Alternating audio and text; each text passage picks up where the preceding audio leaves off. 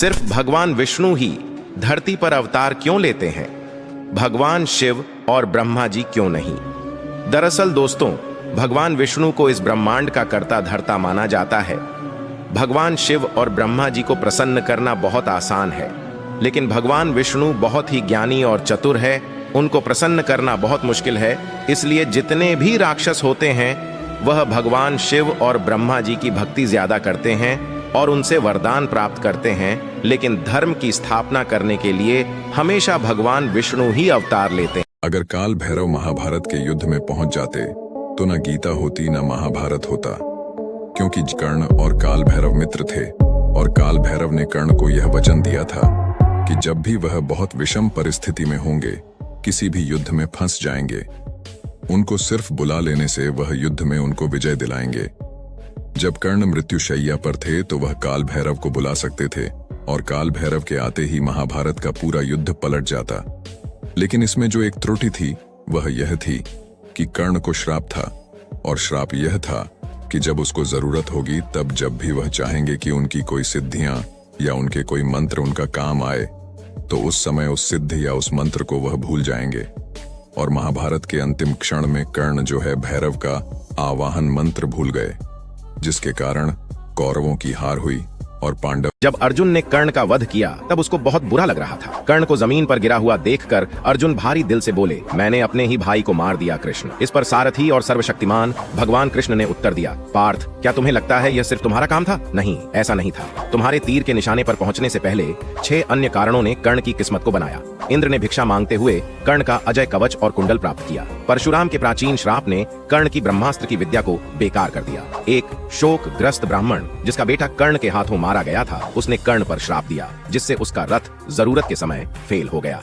तुम्हारी मां कुंती ने कर्ण से वचन लिया था कि वह ब्रह्मास्त्र को तुम्हारे खिलाफ दोबारा प्रयोग नहीं करेगा। राजा शल्य, जो कर्ण का सारथी था, उस ब्राह्मण के श्राप को पूरा करते हुए जब कर्ण का रथ रुका तब उसने मदद नहीं की, और आखिर में मैंने खुद तुम्हें ब्रह्मास्त्र से बचाया, तुम्हारे रथ को नीचा करके। कृष्ण ने जोर देकर कहा, तुम सिर्फ उसी क्रम का अंतिम हिस्सा थे जो होने वाला था। भगवान आप सभी को कृष्ण के जैसे मार्गदर्शक मित्र दें। कर्ण की मृत्यु सिर्फ एक तीर से नहीं हुई थी, बल्कि इसके पीछे छुपी थी एक गहरी साजिश। महाभारत के युद्ध में कर्ण का वीर गति प्राप्त करना एक ऐसा पल था जिसने हर किसी के दिल को झकझोर दिया। लेकिन क्या आप जानते हैं कि उनकी मृत्यु के पीछे केवल अर्जुन का बाण नहीं, बल्कि कई घटनाओं की एक चौंकाने वाली श्रृंखला जिम्मेदार थी। कहानी शुरू होती है युद्ध के 17वें दिन। कर्ण का रथ धंस गया और ठीक उसी समय उनका रथ का पहिया मिट्टी में फंस गया। जब कर्ण अपने रथ को ठीक करने में व्यस्त थे, तभी श्री कृष्ण ने अर्जुन को कर्ण पर हमला करने का आदेश दिया। लेकिन यहाँ एक सवाल उठता है, क्या यही धर्म था? असल में कर्ण को श्राप मिला था। पहले उनकी रथ में आने वाली समस्याओं के लिए परशुराम जी का श्राप जिम्मेदार था, क्योंकि उन्होंने झूठ बोलकर उनसे शिक्षा ली थी। दूसरा श्राप उन्हें उस ब्राह्मण से मिला जिसकी गाय का उन्होंने गलती से वध कर दिया था। इन श्रापों ने उस समय अपना असर दिखाया जब उन्हें सबसे अधिक आवश्यकता। श्री कृष्ण ने अर्जुन को यह कहकर उकसाया कि युद्ध में धर्म और अधर्म का कोई अर्थ नहीं है, विजय ही सबसे बड़ी बात है। कर्ण जो हमेशा अपने वचनों और कर्तव्यों के प्रति वफादार रहे, आखिरकार इसी अधर्म के कारण वीर गति को प्राप्त हुए। कमेंट में महादानी कर्ण लिखकर चैनल को सब्सक्राइब करें।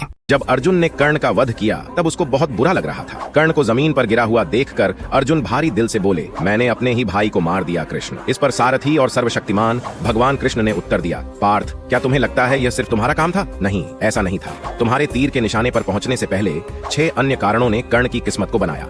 इंद्र ने भिक्षा मांगते हुए कर्ण का अजय कवच और कुंडल प्राप्त किया। परशुराम के प्राचीन श्राप ने कर्ण की ब्रह्मास्त्र की विद्या को बेकार कर दिया। एक शोकग्रस्त ब्राह्मण जिसका बेटा कर्ण के हाथों मारा गया था, उसने कर्ण पर श्राप दिया, जिससे उसका रथ जरूरत के समय फेल हो गया।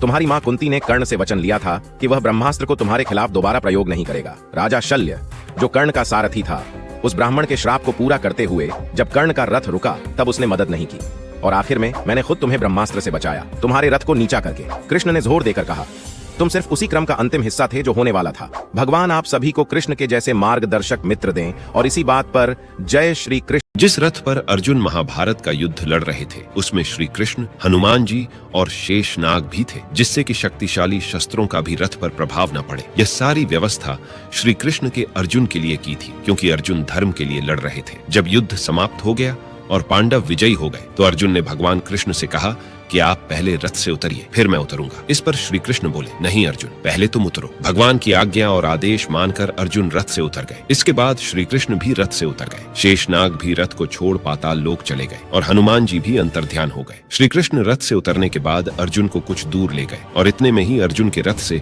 अग्नि की लपटें निकलने लगी और रथ जलकर राख हो गया। अर्जुन ने आश्चर्य होकर श्री कृष्ण से पूछा, भगवान यह क्या हुआ? कृष्ण बोले, हे अर्जुन, यह रथ तो भीष्म पितामह, द्रोणाचार्य और कर्ण के दिव्यास्त्रों के वार से बहुत पहले ही जल चुका था, क्योंकि पताका लिए हनुमान जी और स्वयं मैं रथ पर थे। अब जब तुम्हारा कार्य पूरा हो चुका है तो मैं अगर काल भैरव महाभारत के युद्ध में पहुंच जाते तो न गीता होती न महाभारत होता, क्योंकि कर्ण और काल भैरव मित्र थे और काल भैरव ने कर्ण को यह वचन दिया था कि जब भी वह बहुत विषम परिस्थिति में होंगे, किसी भी युद्ध में फंस जाएंगे, उनको सिर्फ बुला लेने से वह युद्ध में उनको विजय दिलाएंगे। जब कर्ण मृत्युशैया पर थे तो वह काल भैरव को बुला सकते थे और काल भैरव के आते ही महाभारत का पूरा युद्ध पलट जाता। लेकिन इसमें जो एक त्रुटि थी वह यह थी कि कर्ण को श्राप था, और श्राप यह था कि जब उसको जरूरत होगी तब जब भी वह चाहेंगे कि उनकी कोई सिद्धियां या उनके कोई मंत्र उनका काम आए, तो उस समय उस सिद्धि या उस मंत्र को वह भूल जाएंगे। और महाभारत के अंतिम क्षण में कर्ण जो है भैरव का आवाहन मंत्र भूल गए, जिसके कारण कौरवों की हार हुई और पांडव। भगवान राम ने मेघनाथ से कभी नहीं किया युद्ध, आखिर क्यों? रामायण में लंका युद्ध के समय भगवान राम कुंभकर्ण और रावण जैसे महाबलशाली राक्षसों का वध करते हैं, लेकिन राम ने किसी भी मौके पर रावण के पुत्र मेघनाथ से युद्ध नहीं किया। भगवान राम तो छोड़िए, कभी हनुमान जी ने भी मेघनाथ से सीधे युद्ध नहीं किया। मेघनाथ पराक्रमी योद्धा था जिसने एक मौके पर लक्ष्मण जी के प्राणों पर संकट भी ला दिया था। उसने लक्ष्मण जी को शक्ति मारकर मूर्छित कर दिया था, जिसके बाद संजीवनी बूटी से उनके प्राण बचाए गए। लेकिन इसके बाद भी भगवान श्री राम मेघनाथ के सामने युद्ध के लिए नहीं आए और उन्होंने लक्ष्मण को ही उसके विरुद्ध भेजा। इसके पीछे वजह यह है कि मेघनाथ को वरदान था कि वह मां निकुंबला की पूजा कर युद्ध में जाएगा तो उसे कोई पराजित नहीं कर पाएगा। इसके अलावा उसे कोई ऐसा व्यक्ति ही मार सकता है जो 13 सालों से सोया नहीं हो। रामायण में ऐसे व्यक्ति सिर्फ लक्ष्मण जी ही थे। वह भगवान राम के वनवास के दौरान कभी नहीं सोए थे और इसलिए सिर्फ लक्ष्मण जी ही उसका वध कर सकते थे। लक्ष्मण भगवान विष्णु के शैया शेषनाग के अवतार थे जिन्हें निद्रा पर विजय प्राप्त है और उन्होंने ही मेघनाथ का वध किया। जानकारी अच्छी लगी तो एक लाइक। हनुमान जी को किस देवता ने क्या वरदान दिया था?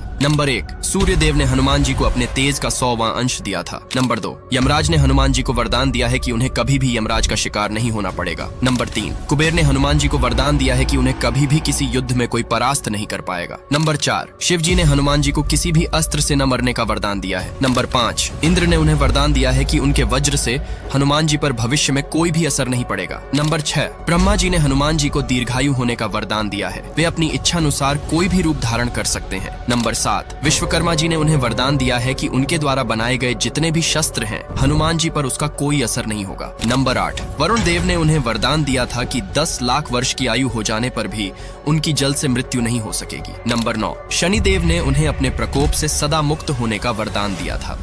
महाभारत से बस एक आदमी को हटा दो, कृष्ण को बस फिर बहुत मार खाते पांचों पांडव। भाई दूर दूर तक कोई बचाने वाला नहीं था। आपको एक बात बताऊं, सारे के सारे सटीक योद्धा कौरवों के साथ थे। सटीक योद्धा मतलब एक से एक बड़े धनुर्धर। पितामह भीष्म ऐसे थे जिन्होंने यह कहा था कि इन पांचों को तो नहीं मारूंगा, 10,000 सैनिक रोज मारूंगा। द्रोणाचार्य ने जब अपना ब्रह्मास्त्र निकाला था तब सारे देवता आ गए थे, बोले कि यह मत करो। द्रोणाचार्य ने कहा एक बार में खत्म कर देता हूँ। कर्ण ने अर्जुन को छोड़कर चारों पांडवों को जीवन दान दिया था और अंगराज कर्ण ने अर्जुन का वध कब का ही कर दिया होता, लेकिन श्री कृष्ण ने रथ के पहिए को जमीन में घुसा दिया था, नहीं तो कर्ण ने अर्जुन को यमराज से मिला ही दिया होता। और जब सब युद्ध जीत गए तब सभी को अहंकार हो गया और अहंकार में सभी एक दूसरे को लगे बोलने की युद्ध मैंने जीताया। तब सभी ने कहा कि चलो बर्बरीक से पूछते हैं। तब बर्बरीक ने कहा कि मैंने तो श्री कृष्ण के सुदर्शन चक्र को ही देखा है, सिर्फ विनाश करते हुए, और किसी ने भी युद्ध अगर काल भैरव महाभारत के युद्ध में पहुंच जाते तो न गीता होती न महाभारत होता,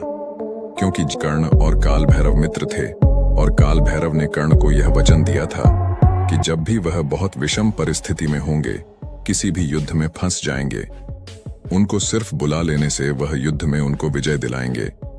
जब कर्ण मृत्युशैया पर थे तो वह काल भैरव को बुला सकते थे और काल भैरव के आते ही महाभारत का पूरा युद्ध पलट जाता। लेकिन इसमें जो एक त्रुटि थी वह यह थी कि कर्ण को श्राप था, और श्राप यह था कि जब उसको जरूरत होगी तब जब भी वह चाहेंगे कि उनकी कोई सिद्धियां या उनके कोई मंत्र उनका काम आए, तो उस समय उस सिद्धि या उस मंत्र को वह भूल जाएंगे।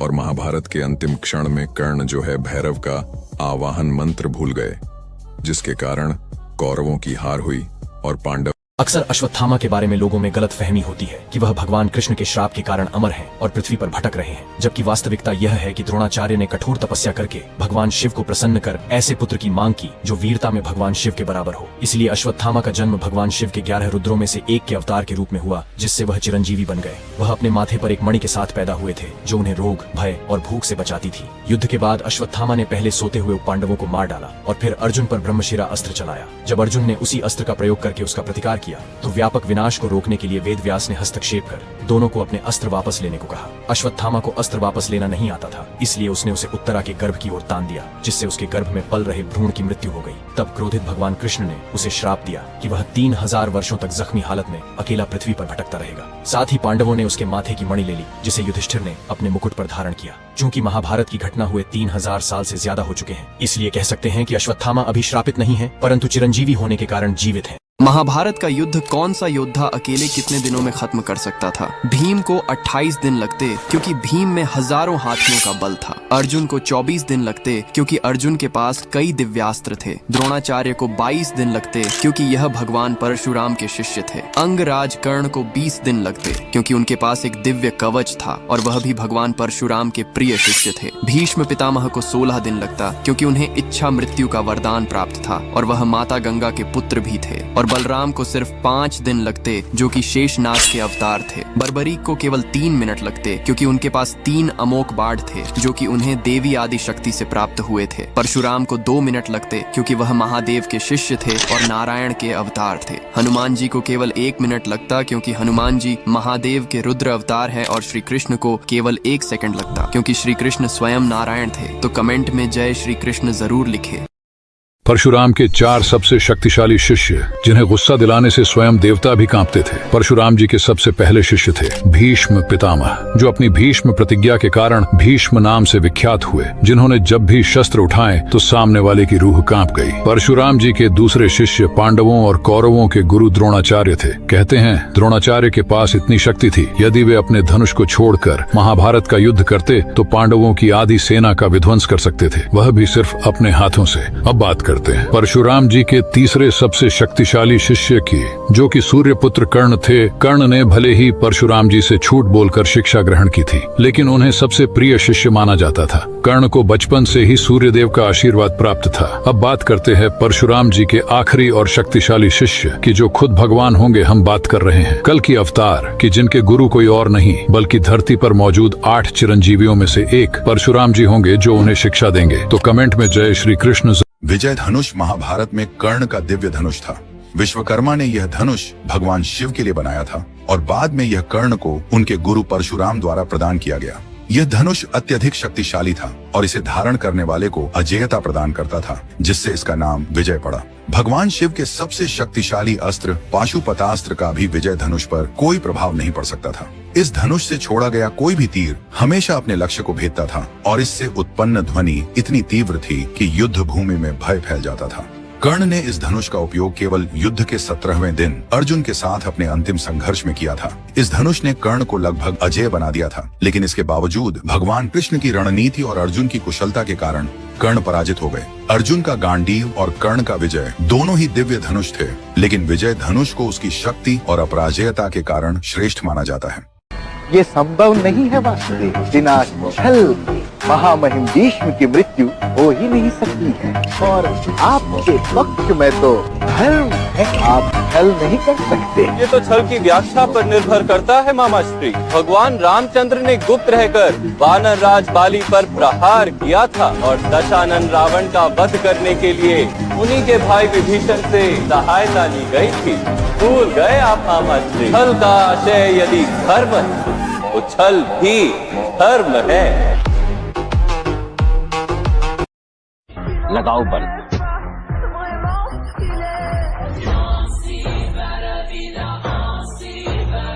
ये क्या हो रहा है?